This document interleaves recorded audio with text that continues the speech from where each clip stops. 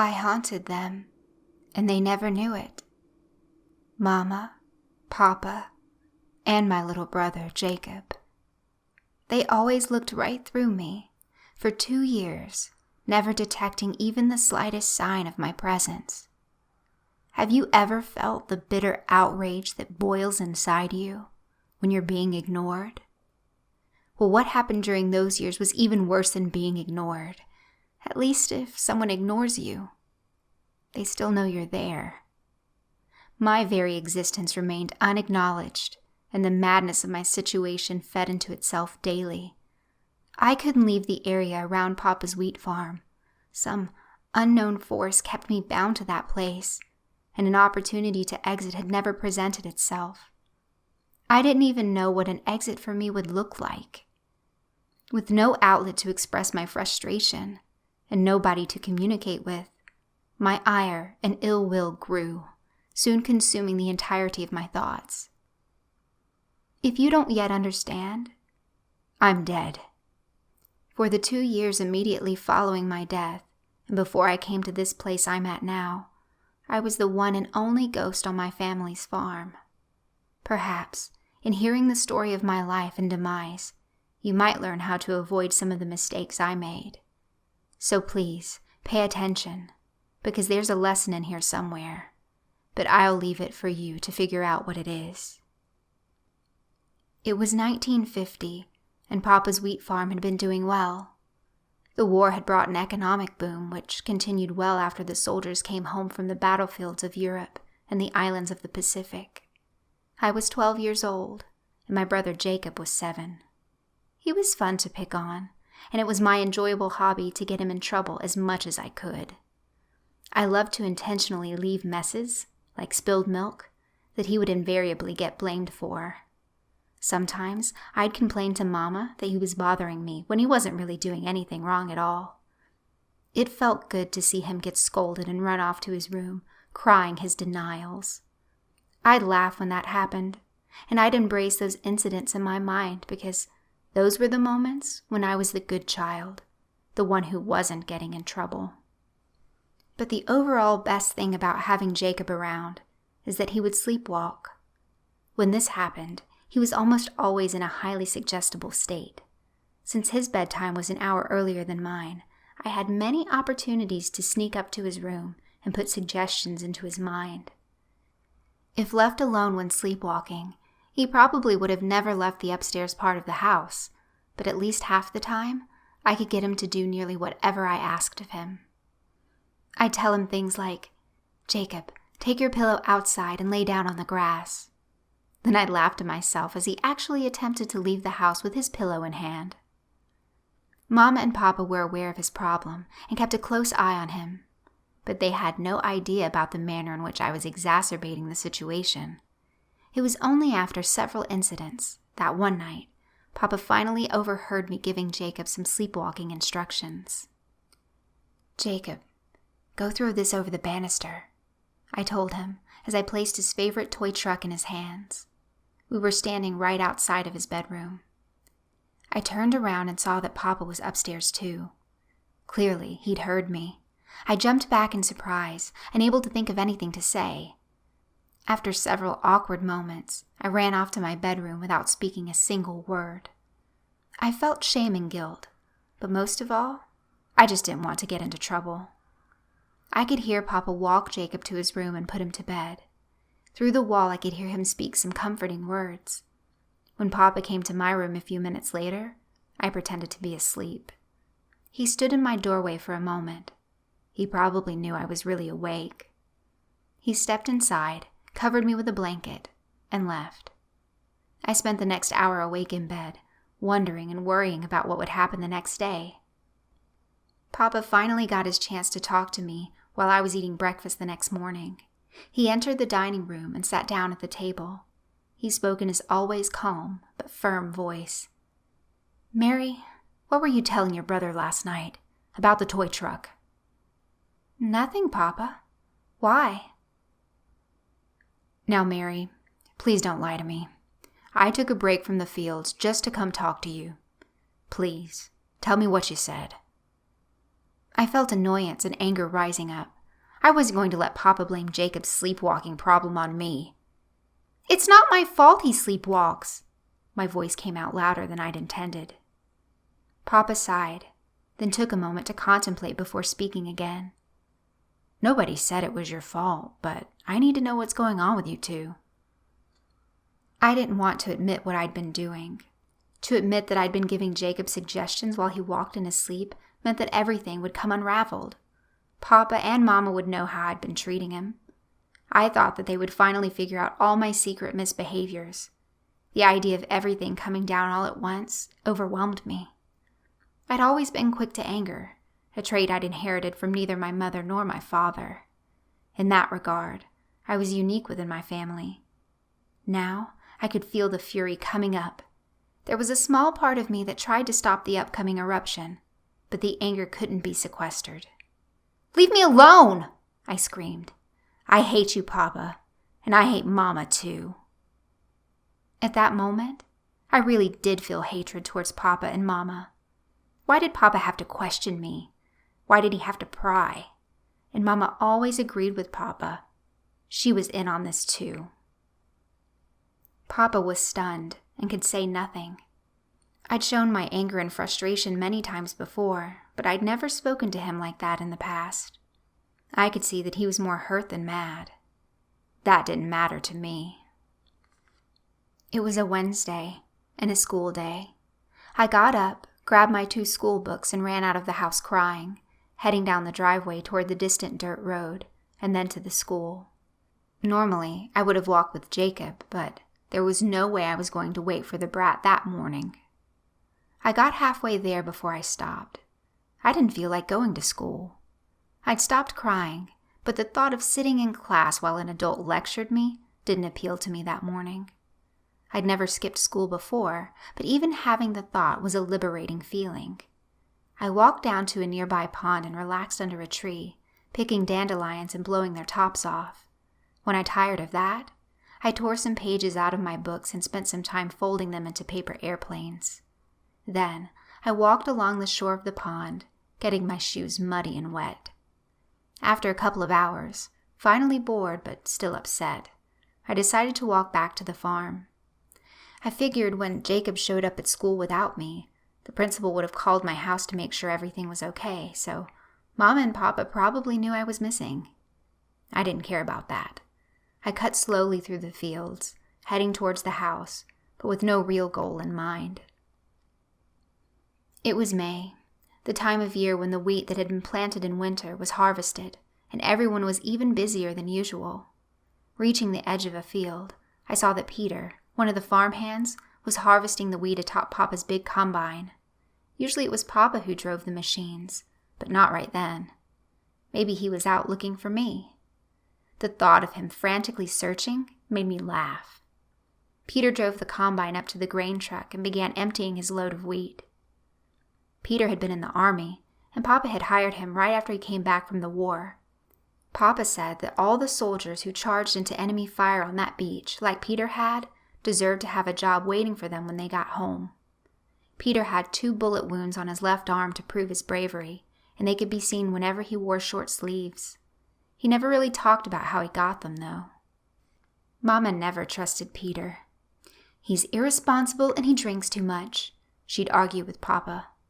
But Papa wouldn't hear it. Sometimes, late at night, I could hear Peter cry out from the bunkhouse.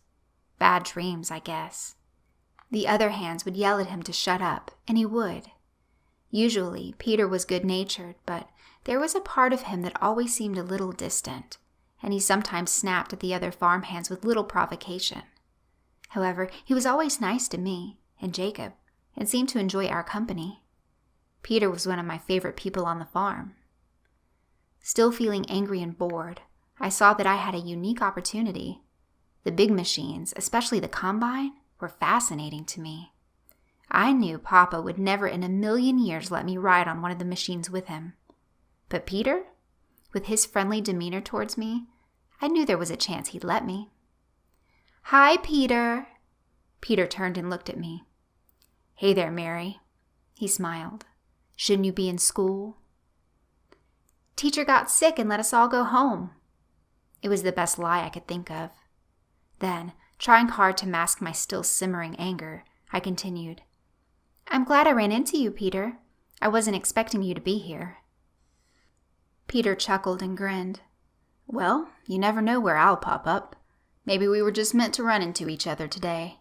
My grandfather always told me there's no such thing as accidentally running into somebody."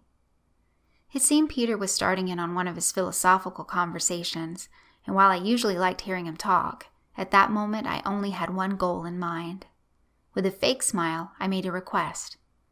"Hey, Peter, do you think I can ride up there with you?" "Don't ask that, Mary. You know I can't have you up here." Peter's smile wavered a bit. "Please, Peter. I'll hold on real tight. You're the only one who's nice to me." I used a slightly whiny voice, and I made my eyes appear watery by squeezing my eyelids together tightly for a moment. "Please? Pretty please?" Peter paused and wiped the sweat off of his brow. He took a small flask out of his pocket, opened it, and took a quick sip before considering the request.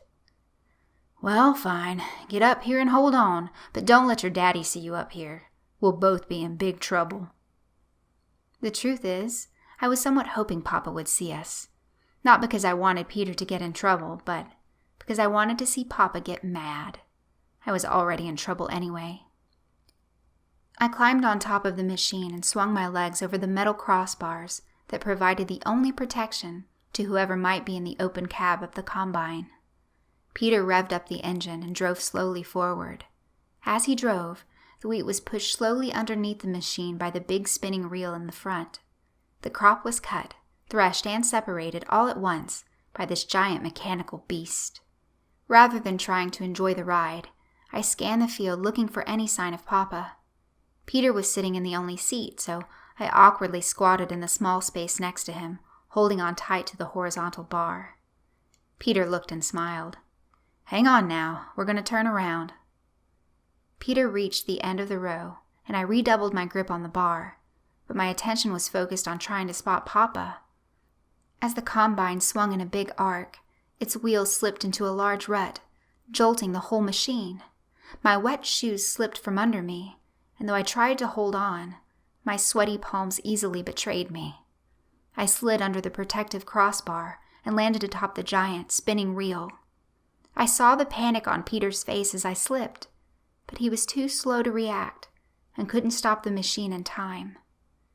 My scream was cut short as the reel carried me over and then under the giant combine. The machine carried forward and overtook me, and its gnashing, unforgiving cutters quickly ended my life.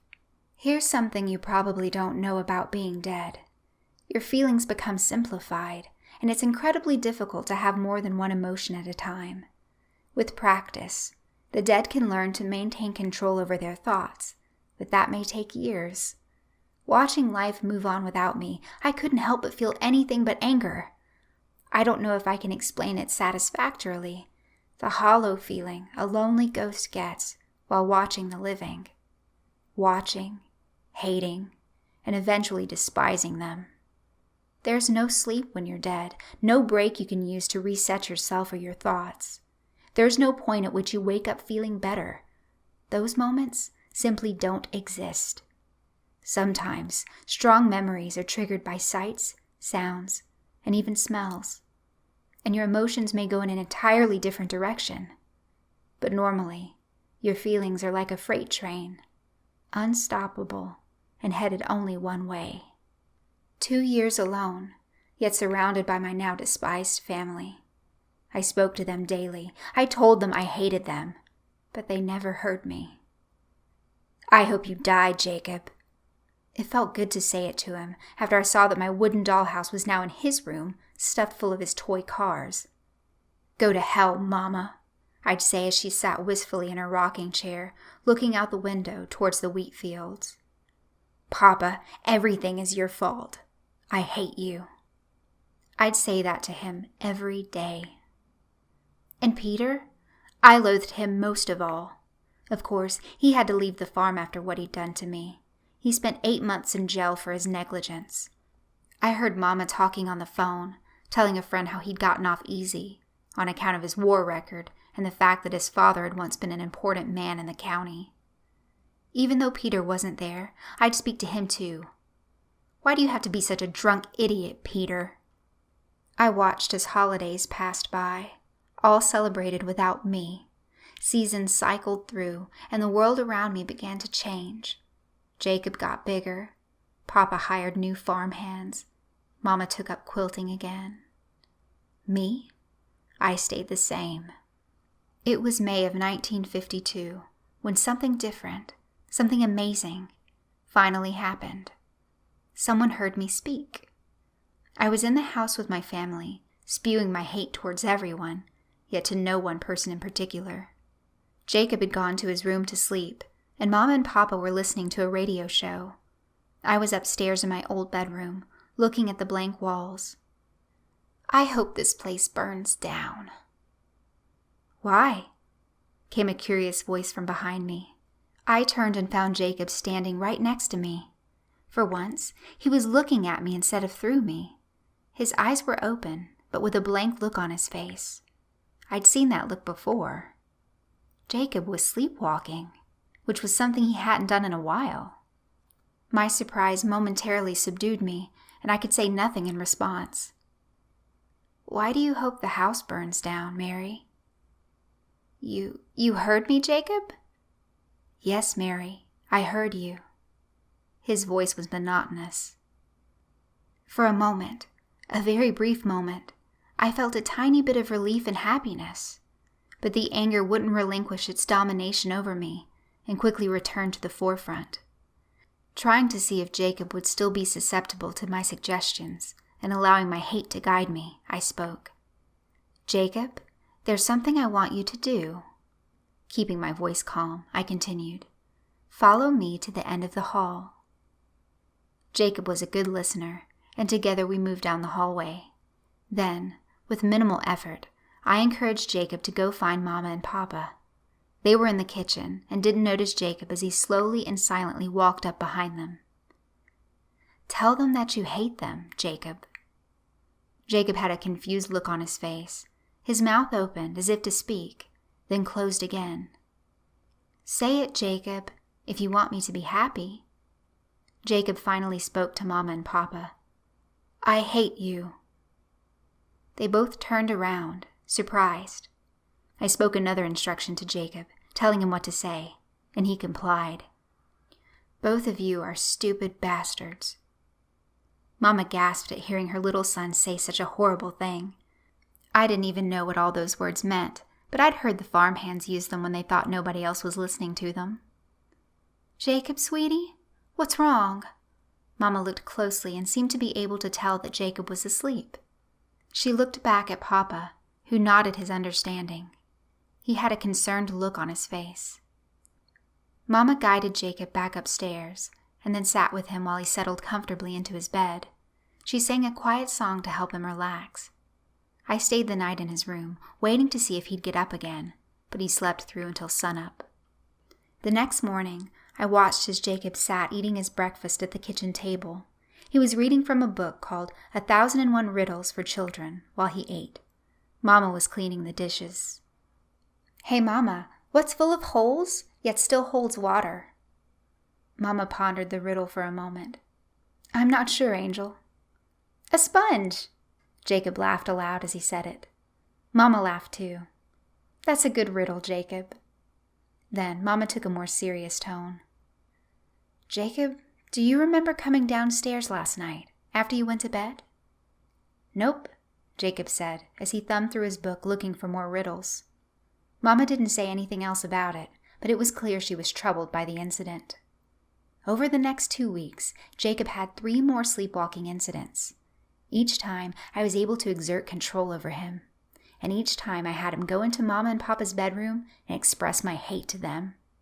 I could tell they were getting more concerned, almost scared, by these nighttime visits. Jacob seemed unaffected by these experiences and was always happy in the morning. Soon enough, I became bored with this activity and sought out something else I could do with Jacob, but with my single-track mind, new ideas were difficult to create. One afternoon, I overheard Mama talking on the phone in the kitchen. Her exasperated tone caught my attention. "Can you believe it? He came to the farm yesterday. He wanted to talk to us, but one of the farm hands stopped him, told him to leave. They said he's camped under the trestle." Mama paused as the voice on the other end spoke. Then she continued. "Well, yeah, but we can't kick him out of there. That's not our land." Mama listened for a moment, then spoke again. "Well, they said he wanted to apologize, but he was drunk. He's a real mess, apparently." I could hear an amount of bitterness come in through Mama's tone, and I could see tears at the corners of her eyes. Mama continued with the conversation, but I quickly grew tired of listening and left the kitchen. An hour later, I figured out who she'd been talking to when I saw Papa outside arguing with another man. I looked closer. It was Peter he was arguing with. I could hear them both clearly. "Please, Mr. Ford," Peter cried. "I just want to tell her I'm sorry." Pleading tears streamed down his face, and he struggled to stand up straight. Papa's words were clear and deliberate. "You need to go. I don't want you to come back. You have no reason to be here. Go away, and if I hear about you camping out around here anymore, I'm going to let the sheriff know." Peter stood silently, then gave the only apology he could give. "I'm sorry for what I did. Please tell the missus for me. I'm sorry." He turned and slowly walked towards the road, defeated. Papa stood in place, watching as he grew smaller in the distance. Finally, Papa turned, and looking at the staring farmhands who'd collected nearby, told them to get back to work. Peter had come to apologize for the second time in 2 days, but Papa had refused to listen to him and wouldn't let him talk to Mama. Peter had failed at his task, but his presence had succeeded in accomplishing something else, reminding me of my own death. And that's when I got the new idea. I had died as a child. Why shouldn't Jacob die as a child too? Jacob should die too. I spoke it to myself, repeating it several times. I asked myself why he should get to live, and I couldn't think of a good reason. If Jacob died, I'd have someone who could see me and someone who could hear me. Not just when he was sleepwalking, but all the time. I could tell him what to do, dominate him. It's what he deserved. Mama and Papa didn't deserve to have Jacob. I did. "Thank you, Peter," I said to the small, forlorn figure disappearing in the distance. "Thank you for the idea." Once I had the inspiration and the goal, it was surprisingly easy to devise a plan. Jacob was becoming more and more responsive to my nighttime directions, and it seemed that he could sleep through almost any sort of disturbance. I'd be able to lure him out to the train tracks that ran along our farm. Every morning around 5:30 a.m., the train passed by. It was nearly always on time, to the point that Papa was able to rely on it as a wake-up call. It would do the job for me. Its huge locomotive would smash Jacob, and he'd be mine. That night, I watched my family as they went about their nightly routine. They ate dinner. They laughed at Jacob's jokes. He told them about school. They told him he was a good boy. For just a moment, I remembered myself eating dinner with my family. A fleeting happy thought passed through me, but it faded quickly. My hatred was too great to let it take root. The evening passed by. Jacob completed his homework, took a bath, and went to bed. An hour later, Mama gave Papa a hug and went to bed as well. Papa stood alone for several minutes, looking silently out the window towards the wheat fields. Then he too retired for the night. Silence and stillness took over the farm. The night air was warm, and the moon cast a silvery glow over the ground. I waited in Jacob's room through the night. My always present anger was tinted with a giddiness as I imagined how it would be to have a ghostly Jacob by my side. I'd make him do what I wanted, and I'd laugh as Mama and Papa cried over his broken body. Finally, it was time. The train would be coming soon. I called out to Jacob as he slept, using my most pleasing voice. At first, he didn't move. I'd never caused Jacob to sleepwalk before. Each time I'd only interacted with him after he started on his own. My plan depended on him getting up when I asked him to, and I was suddenly a little bit worried that I wouldn't be able to rouse him. "Jacob, Jacob." My voice was musical and sweet. After a couple of minutes, Jacob mumbled a tired response. "What is it, Mary?" "It's time to get up, Jacob. I have something fun I want to show you, but you have to come right now." Jacob sat up and looked around the room. The blank look on his face told me he was still asleep. "Where are you, Mary? It's dark." "I'm over here. Just follow my voice." Slowly, Jacob got up, walked out of his room, and followed me down the hallway. The house was eerily silent, save for the creaking of the wooden floors under Jacob's feet and the ticking grandfather clock on the first floor. The moonlight streamed in through the cracks of the curtains, and slowly, Jacob made his way toward the top of the stairs.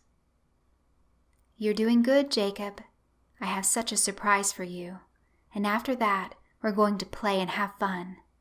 You'll be mine, Jacob, always." He slowly descended the stairs, his eyes open but his mind still fully asleep.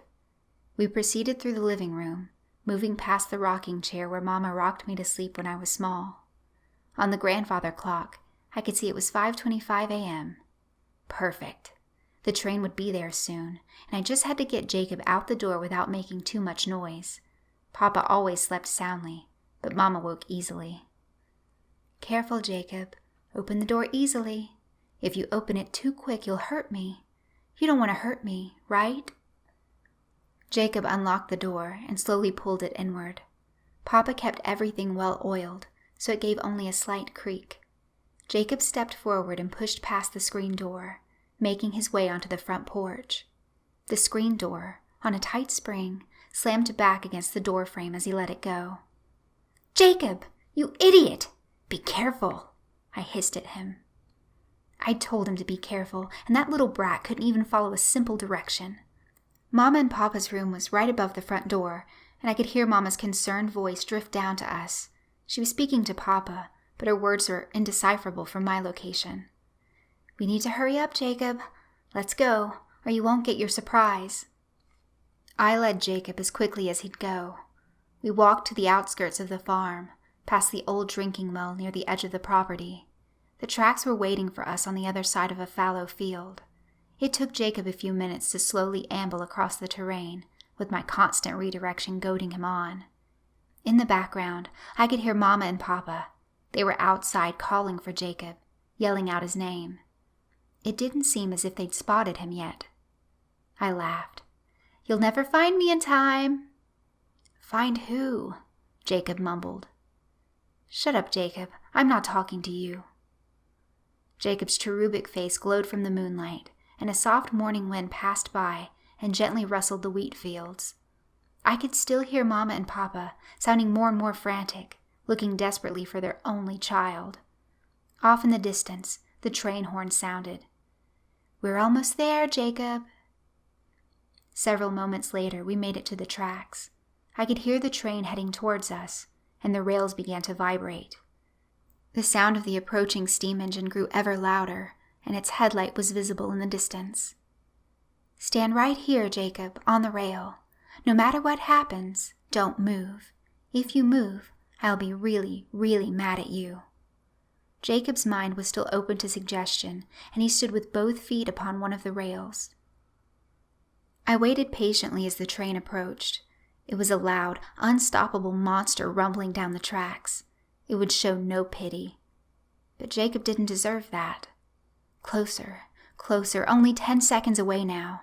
Its light began to bathe Jacob's body in an eerie glow.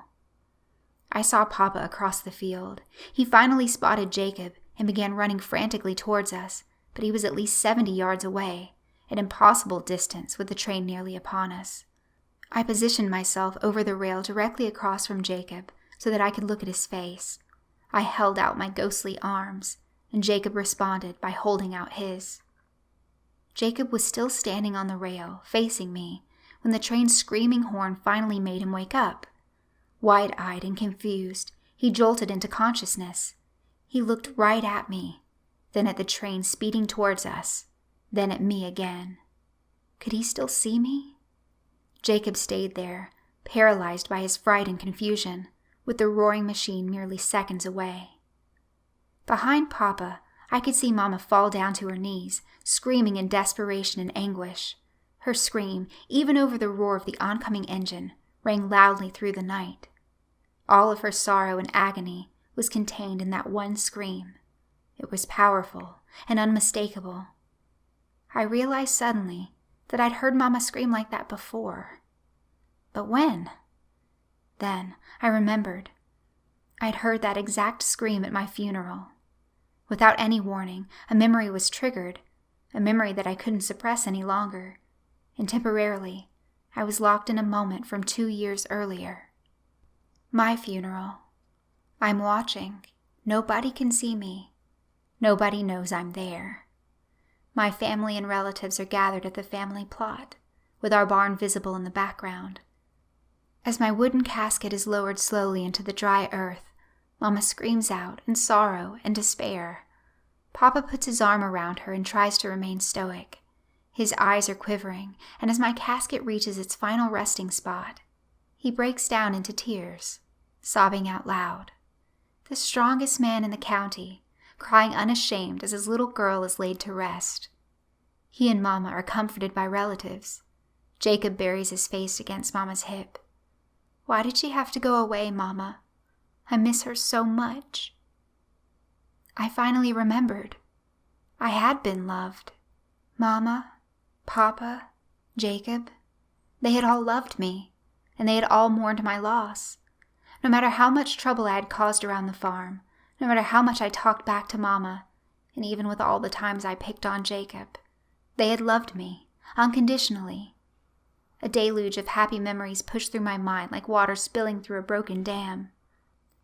These were memories my mind had refused to process for the last 2 years. I remembered coming downstairs Christmas morning to find the wooden dollhouse that Papa had made for me.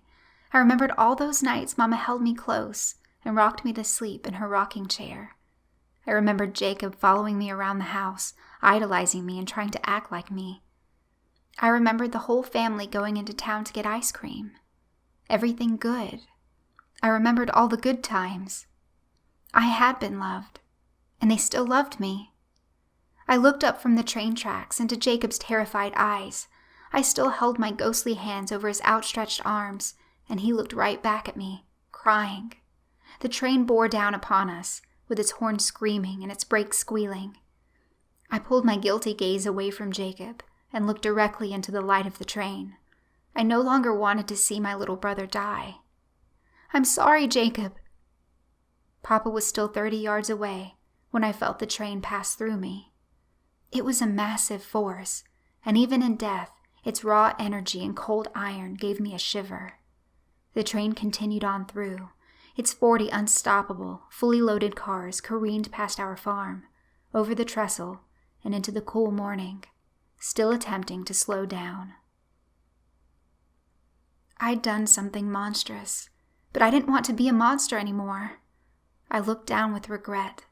Stillness began returning to the air, and the noise of the train started to fade. I turned and looked down the track, trying to spot Jacob's body, scared that I'd be successful. I saw nothing. Where was he? Then I heard it. Jacob sobbing in a ditch not more than 10 feet from me. You all right, Jake? It was Peter talking. Both he and Jacob were lying in the ditch, covered in dirt, scrapes, and tears. A broken whiskey bottle was next to Peter.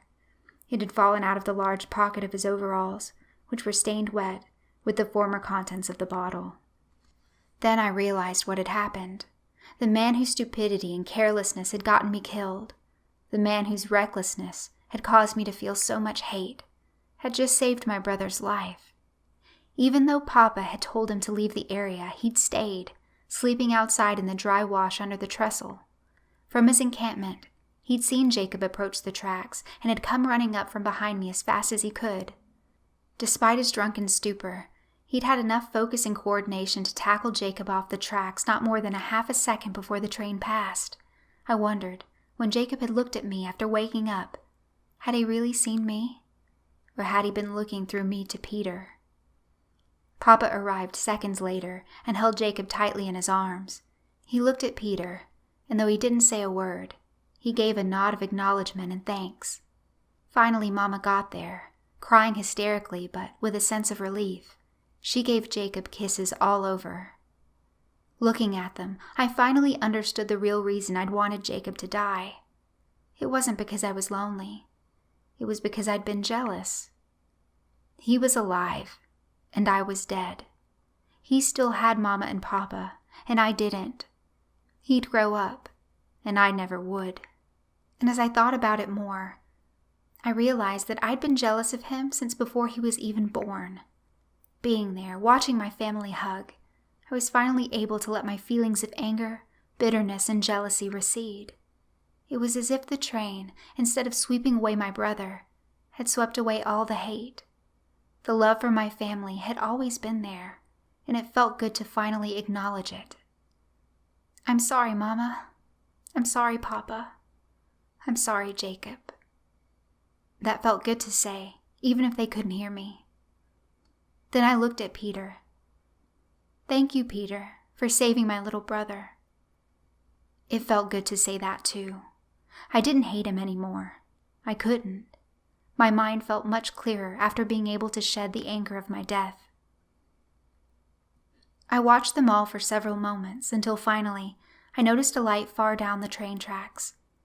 The rails weren't vibrating, so it couldn't have been a train. Mama, Papa, nobody else seemed to notice it. It was calling to me, telling me to follow it, telling me to come home. I felt like the light had probably always been there. I just hadn't been able to see it until then.